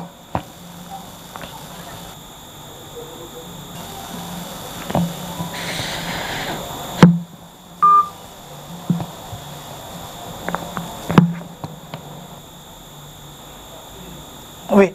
Moi, j'ai eu des hommes qui ont dit que pour punir une femme, vous êtes dans le quartier, vous draguez une fille tous les jours, elle vous nargue. Et je peux pas, et elle vous dit non, non, non, elle vous barre, entre guillemets. Et donc, pour punir le genre de filles au quartier qui se vantent, il y a des gars qui étaient obligés d'organiser des choses qu'on appelait le rallye en moment. D'ailleurs, ça continue toujours. On attend la fille dans un coin et puis 10 gars vont coucher avec elle, chacun à son tour. C'est des bandits. Des jeunes. C'est des bandits, tout simplement. C'est des gens qui n'ont pas de personnalité, qui ne croient pas en eux. Parce que quelqu'un qui a besoin d'une femme, il doit la convaincre. Il doit avoir des arguments valables qui la convainquent. Parce que c'est l'une des raisons pour lesquelles les hommes deviennent violeurs. Mais c'est des bandits. Ça n'a pas marché, elle a refusé une fois, 2 fois. Et d'autres disent souvent que non, c'est parce qu'elle était habillée sexy. J'ai vu ses seins, ça m'a...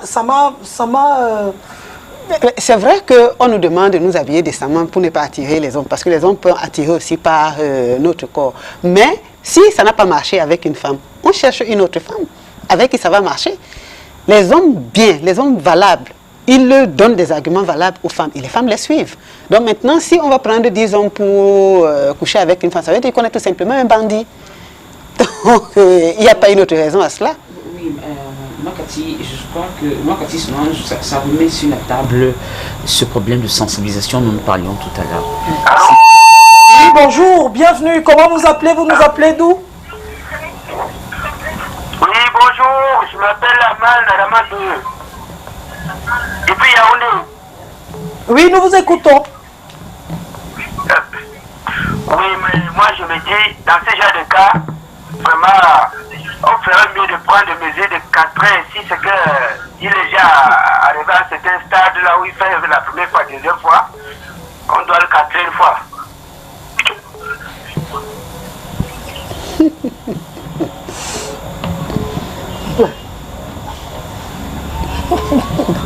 Allô? Oui, nous vous écoutons, monsieur. Oui, je dis, si c'est bien la deuxième fois qu'il le fasse, ça veut dire que c'est mieux de castrer cet homme, ça ne sert à rien. Il risque de gâter le monde. C'est vrai. Oui.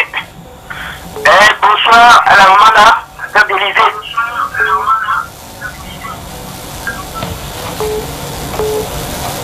Voilà. Merci en tout cas de nous avoir appelés. Oui. Qu'est-ce qu'on va... quel est le message qu'on va passer maintenant? Ah, on a quelqu'un au bout de la ligne.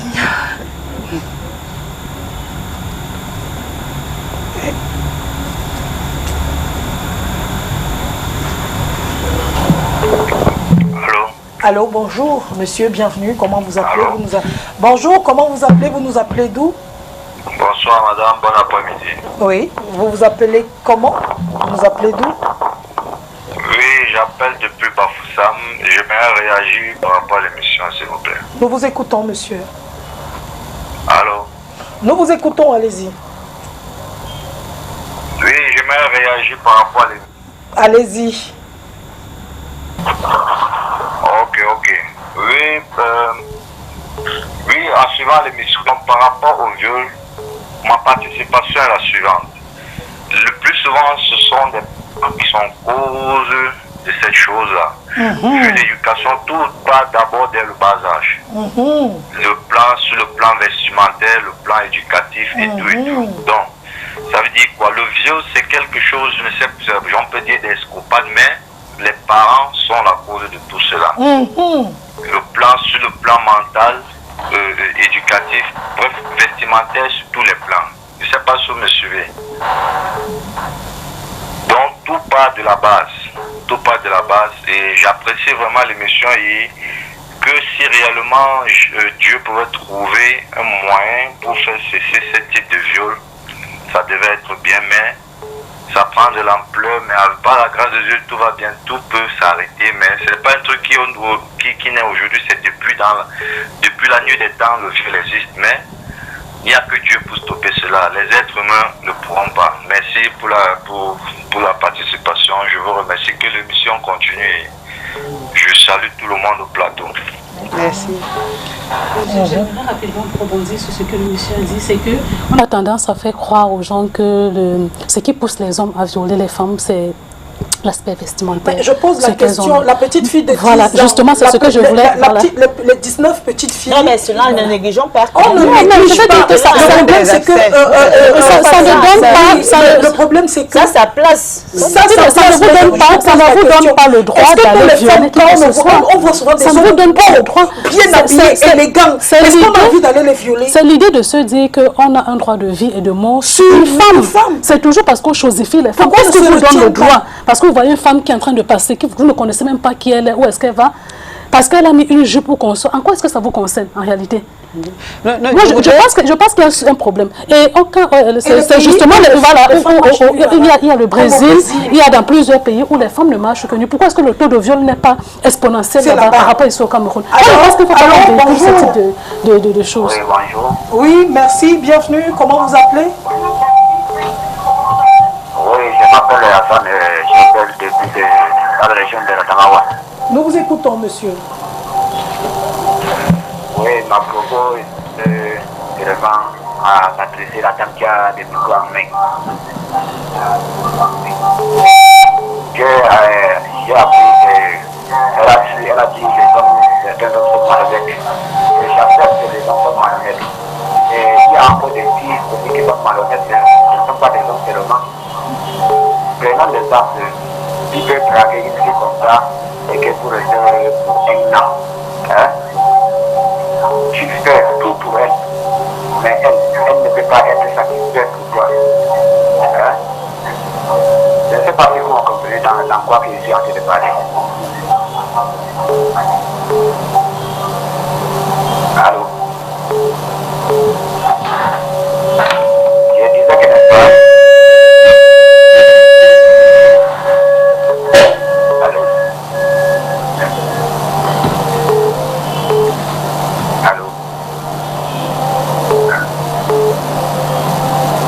À propos, je disais que si tu peux rester avec une fille comme ça pour un an, qu'elle est satisfaite de tout ce que tu as envie. De toi, quand tu as envie d'aller la présenter devant tes parents, elle est incapable. Tout pour elle, il faut qu'elle seulement. Donc, il ne faut pas dire qu'il y a des gens qui sont malhonnêtes, mais il faut contrôler ça. Il y a des filles et des gens qui sont malhonnêtes. Oui. C'est juste simplement que je voulais draguez une femme pendant 1 an, elle vous refuse et la seule chose à faire, il faut que je la viole pour lui montrer que je suis un homme. Je dois forcer, on va me donner ça. C'est ça? On a violé la loi aussi. Ça, c'est devenu comme si c'est la force que vous êtes en train de faire.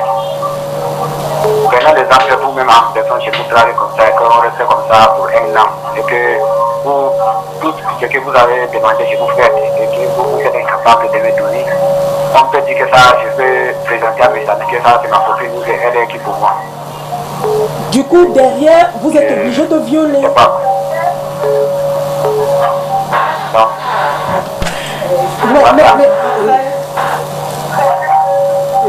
En tout cas, merci beaucoup. Oui. Ce n'est pas normal. Si je l'ai bien compris, il est en train de dire qu'il drague une fille pendant 1 an, elle refuse. Qu'est-ce qu'il fait? Il doit la violer. Mais je ne suis pas d'accord avec ça. Il lui donne tout. Il lui donne tout. Le droit d'entretenir les relations sexuelles. Mais c'est ça. D'abord, premièrement, oui. Mon frère, comment pendant 1 an tu continues à donner des choses à une femme? Et de deux encore, ce qui est choquant, c'est que chacun doit se regarder devant le miroir et savoir que la femme, si elle est faite pour moi ou pas. C'est ça. Il y a des femmes, tu peux la draguer, toi-même tu sais qu'elle ne peut pas être avec toi. Et tu te dis que c'est en lui donnant l'argent qu'elle va venir vers toi. Même en donnant l'argent là. Et les femmes aussi, pourquoi vous prenez aussi l'argent des hommes que vous ne voulez pas? Voilà aussi tout ça. Ça c'est un autre si tu ne veux pas un homme, laisse-le tranquille. C'est un autre débat. Il y a des femmes qui sont désespérées. Tu vas aller créer en lui la rancœur et ça va doubler au fond de son cœur. C'est ça, il va chercher à se venger à cause de tout ce qu'il a fait. Oui, bonjour. Oui, bonjour. Allô? Bonjour, monsieur. Allô? Allez-y. Oui. Non, plus souvent, ce sont les femmes qui amènent les gars, des fois, à commettre cet acte.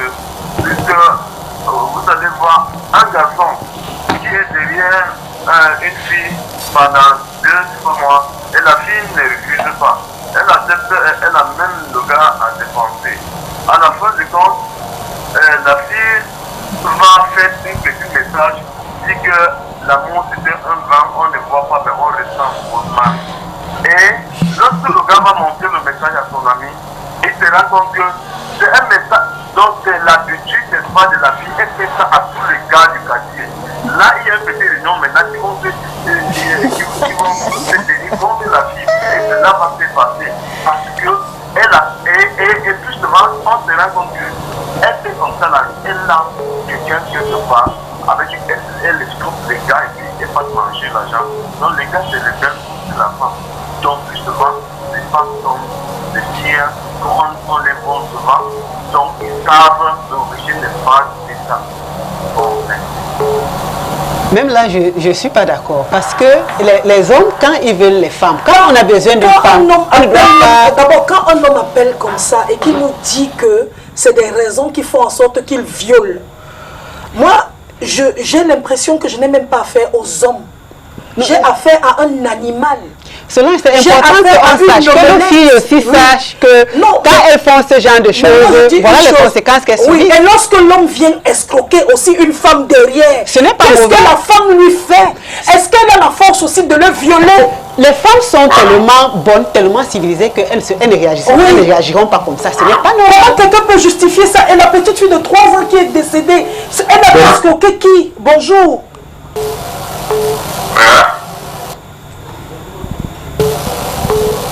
Allô? Allez-y, nous vous écoutons. Ah, ok, bon.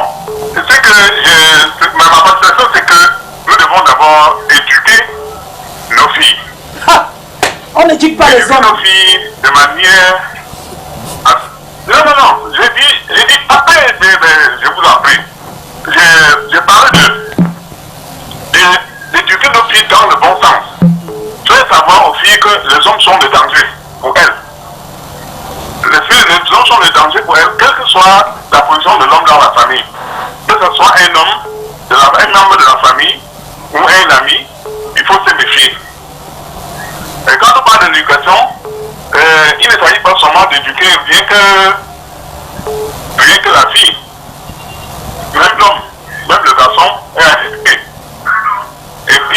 savoir aux êtres humains que le sexe n'est pas un truc pour s'amuser.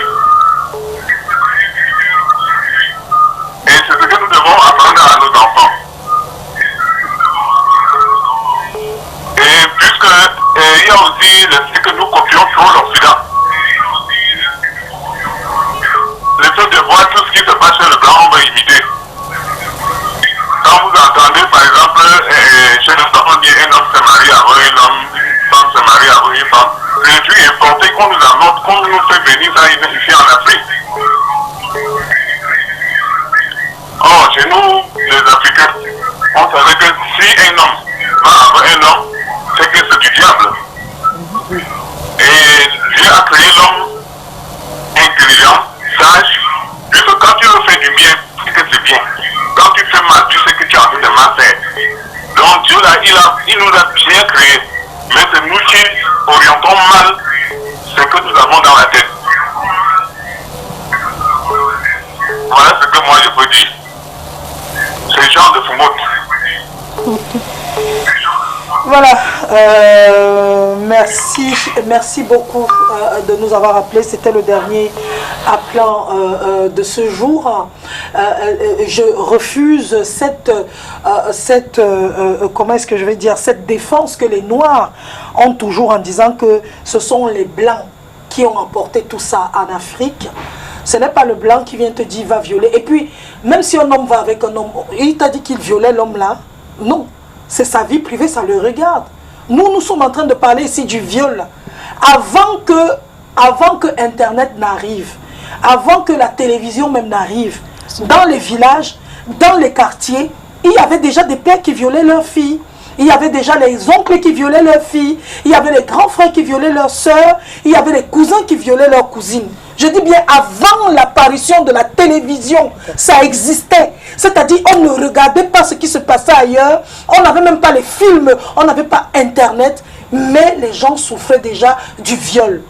Donc quand on vient, on dit que c'est à cause du blanc. Moi je me sens choquée parce que nous sommes responsables de tout ce qui nous arrive. On ne nous met pas une balle sur la tête en disant allez suivre bêtement les choses. On est quand même intelligent, on est réfléchi. Ne faisons pas comme les... j'ai vu une vidéo où il y a un blanc qui disait que le blanc a des chromosomes plus élevés que le noir et que le noir est plus bête. C'est une façon de dire... Oui, parce que quand vous le dites, c'est une façon de dire qu'effectivement ce qu'ils ont dit que le noir est plus bête, ce que ces blancs-là disaient dans l'ascenseur, c'est vrai. Lorsque vous mettez tous vos tas, vos défauts, vos souffrances sur le dos des autres, c'est à cause du blanc. Ils ne cherchent même pas à résoudre. Hein. Oui. Oui, on est à la fin, on va juste dire un petit mot dernier. Vraiment. Oui, moi ce que je déplore aujourd'hui, c'est que pour un sujet aussi important pour la société, pour les femmes, pour les hommes et autres, c'est qu'on a déploré les hommes qui sont venus interpeller leurs congénères. Oui. C'est ce que moi j'aurais... Peut-être que le message serait passé mieux si c'était un homme qui devait interpeller ses congénères. Et c'est ça le problème de notre société, c'est que les hommes trouvent toujours les superfuges. Soit ce sont les femmes qui s'habillent mal, ce sont les femmes qu'on doit sensibiliser. Moi je pense que c'est faux. C'est faux. Ah, justement, merci beaucoup à vous d'être venue, prophétesse, merci. Merci Cathy, merci beaucoup. Merci pour Madame merci d'être venu, merci également à Sylvie. On va se retrouver la semaine prochaine dans d'autres pays, sous d'autres cieux. C'est les hommes qui se lèvent pour dire non aux violences faites aux femmes. C'est les hommes qui se lèvent pour dire non au viol. C'est les hommes qui interpellent les autres hommes à arrêter cela. Quand est-ce que ça arrivera chez nous au Cameroun? Je ne sais pas. Peut-être la semaine prochaine on aura un homme ici, parce que je connais au moins un homme qui se bat contre les violences faites aux femmes. Il viendra sur ce plateau, on en parlera. Portez-vous bien, surtout bon.